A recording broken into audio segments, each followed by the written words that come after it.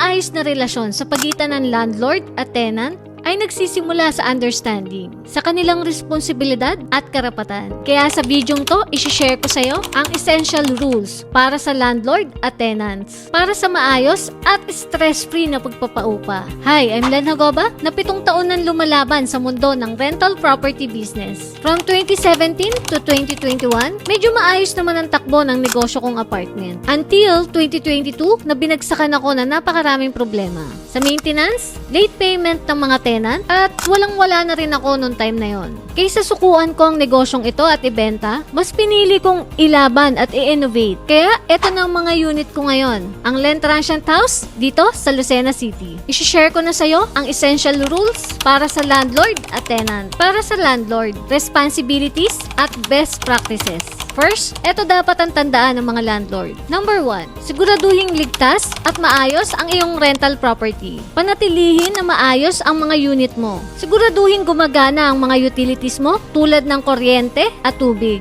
At secure din ang mga pintuan. Number 2, ayusin agad ang mga sira. Pag may kailangan ayusin, aksyonan agad para mapanatiling komportable ang tenant at maiwasan din ang mas malaking problema. Number 3, igalang ang privacy ng tenant. Magbigay ng abiso bago pumasok sa unit. Karaniwan, 24 to 48 hours. Maliban na nga lang kung may emergency. Number 4, magkaroon ng malinaw at fair na lease agreement. Isulat lahat ng rules sa kontrata mula sa date ng pagbabayad ng renta hanggang sa responsibilidad sa maintenance. Number 5, sundin ang lokal na batas. Maging updated sa rental laws tulad ng pagtaas ng renta, pagpapaalis at karapatan ng tenant. Para sa tenant, mga responsibility at rules. Ngayon naman, para sa mga tenant, ito ang mahalagang bagay na dapat tandaan. Number 1, magbayad ng renta sa tamang oras. Ang pinaka-importante sa lahat, siguraduhin nasa tamang oras ang pagbabayad ng renta para mapanatili ang maayos na relasyon sa landlord. Number 2, respect the property. Panatilihing maayos at malinis ang unit. Iwasan ang sirain at baguhin nung walang pahintulot. Number 3, report agad ang maintenance issue.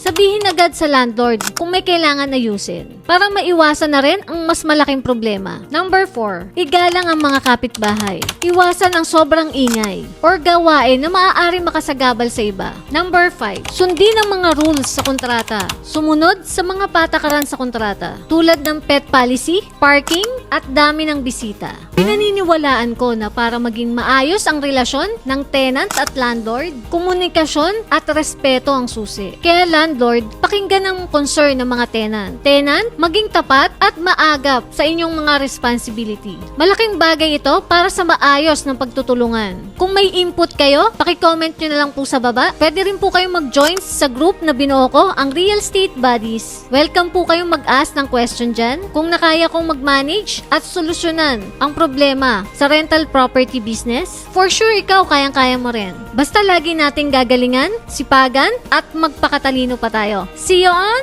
my next vlog.